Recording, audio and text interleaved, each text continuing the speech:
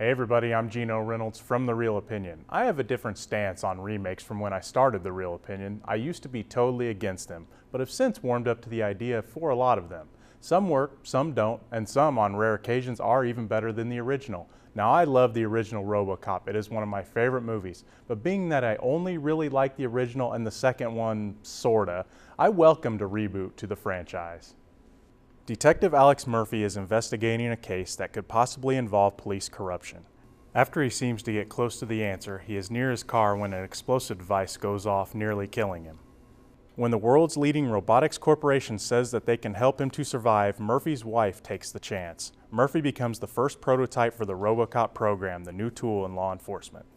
The biggest gripe I have heard about this film, some from people before they've seen it, is that it is not as good as the original. I say to them that I never expected it to be as good. Not many sci-fi films can match the theme or the satire of the original. It is a great film and this reboot was never going to be better.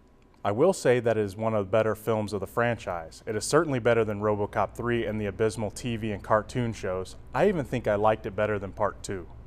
One gripe I do have about the movie is that I think they spent just a little too much time in the getting to know Murphy process. I know that the filmmakers are trying to get you to identify with him as a man, and it worked well, but I felt they spent just a bit too much time on this.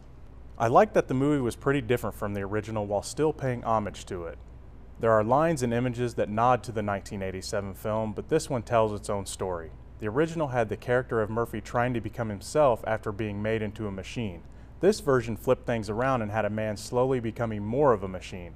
The human element, especially the family one, is very much the main issue of the movie.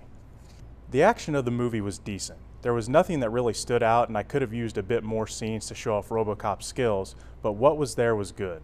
I do like and appreciate that this version of RoboCop was more agile than his 1987 predecessor.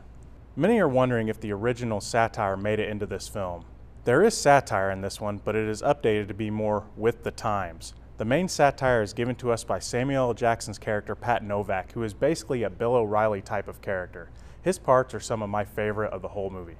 This movie is not better than the original, but it is a pretty decent reboot of the franchise. They changed things up so that it feels like a pretty different movie than the original, but still feels like it belongs with it. I don't think fans of the original should be disappointed in this version. I think they should embrace it. But remember, it's only just one guy's opinion. I'm Geno from The Real Opinion. Until next time.